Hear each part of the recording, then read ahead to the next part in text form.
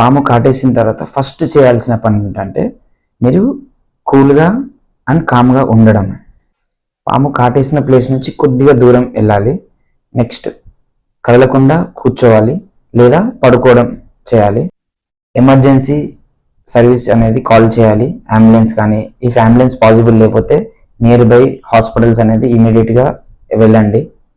మీ చేతికి ఏమైనా watches rings ఉంటే ఇమీడియట్గా తీసేయండి, ఎందుకంటే కాటేసిన ప్లేస్లో ఇమీడియట్గా మీకు స్వెల్లింగ్ అనేది స్టార్ట్ అవుతుంది. సో అందుకనే రిమూవ్ చేసేయాలి. అండ్ నియర్ బై హాస్పిటల్స్ వెళ్ళిన తర్వాత వెంటనే యాంటీవెనమ్ తీసుకోవాలి. దానివల్ల స్నేక్ పాయిజనింగ్ అనేది, ఆ పాయిజన్ అనేది న్యూట్రలైజ్ అవుతుంది యాక్షన్.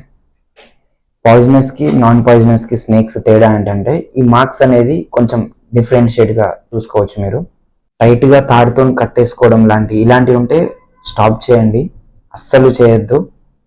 ఆ కాటున్న ప్లేస్లో జస్ట్ నార్మల్ ర్యాపింగే చేసుకోండి, ఒక స్టిక్ పెట్టి. కదలొద్దు, కదలకుండా మీరు ఒక స్ట్రెచర్ మీద పడుకునే ఉండాలి. ఎఫెక్ట్ అయిన ప్లేస్ని బ్లేడ్తో కట్ చేయడం లేకపోతే నోరుతోని లాగేయడం ఇలాంటివి ఉంటే చేయకండి. ట్రీట్మెంట్కి అస్సలు నెగ్లెక్ట్ చేయొద్దు. ఇమీడియట్గానే నియర్ బై హాస్పిటల్స్ వెళ్ళి ట్రీట్మెంట్ తీసుకోండి, సేఫ్గా ఉండండి. Thank you for watching my videos. Do subscribe.